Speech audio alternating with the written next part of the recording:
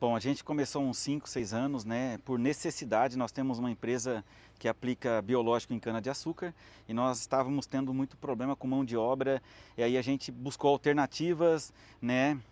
Quando me falaram do drone, eu, como todo produtor, não acreditei, não acreditei, mas aí a gente comprou o primeiro drone para aplicação de biológico, depois para imagem, depois para pulverização e hoje tudo em nossa empresa é feito com drones agrícolas. Bom, primeiramente, né? Para você pilotar dirigir um carro, você precisa de uma carteira AB, por exemplo, avião brevet e o drone CAR, não poderia ser diferente. Tem sim, o piloto agrícola ele precisa ter uma capacitação, nós somos formadores, né?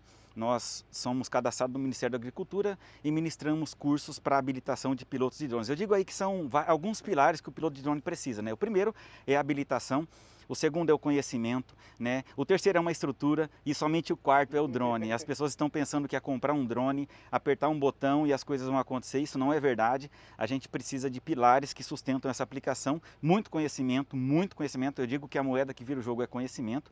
Nós precisamos dessa habilitação, porque eu não posso me titular como piloto de drone se eu não sou habilitado para ser um, né?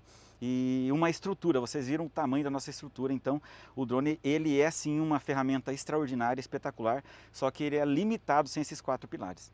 Bom, eu sempre digo que a aplicação com drone, como toda aplicação agrícola, nasce de uma necessidade. Então ela nasce em um monitoramento, onde eu descubro a necessidade de fazer um controle de praga, de erva daninha, ou um maturador, enfim. Então nasce de uma necessidade.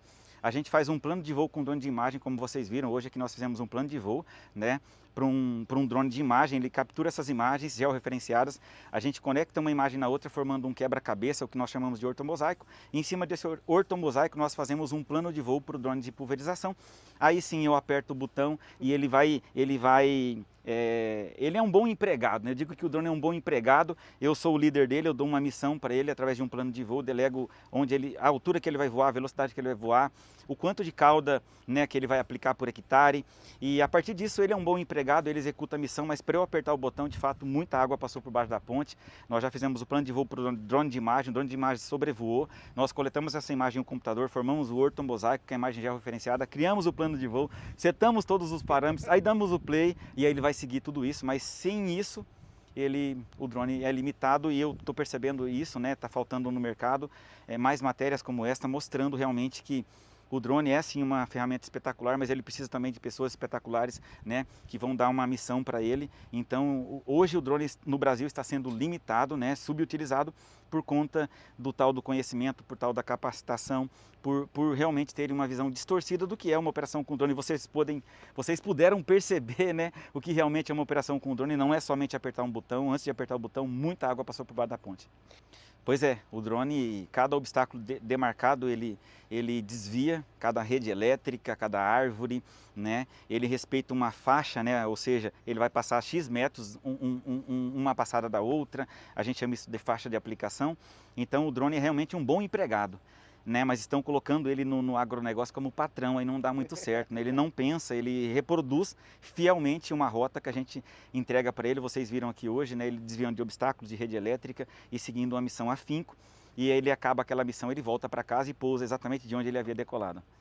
Cara, o drone, em primeiro lugar, ele democratizou as aplicações aéreas. O produtor agrícola, o pequeno produtor, ele não tem como contratar uma aplicação aérea através de um avião. Isso é impossível, até porque não justifica a aplicação de avião em uma pequena área.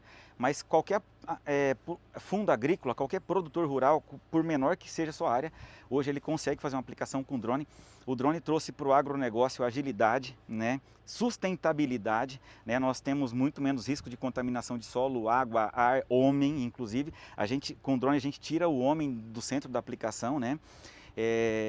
E, por exemplo, uma época de chuva como essa que nós estamos vivendo agora, muita chuva, erosão, solo úmido, o trator não entra, o pequeno produtor não pode contratar um avião, a única possibilidade, a única forma que a gente tem de pulverizar é através dos drones. Então, os drones eles vêm como uma luva, ele cai como uma luva para o agronegócio, né? O drone, sem sombra de dúvidas, ele é foi e sempre será a maior inovação tecnológica que o agro já viu, trazendo isso, sustentabilidade, agilidade, economia, produtividade, porque a gente não compacta solo, a gente não pisoteia cultura, a gente aumenta na soja, por exemplo, só pelo fato de não pisotear devido a um pulverizador terrestre, né? Só o fato do pulverizador terrestre não pulverizar, a gente ganha 6 sacas de soja por hectare. Então, eu acho que o drone veio realmente para somar, para tornar democrática a aplicação aérea no agronegócio.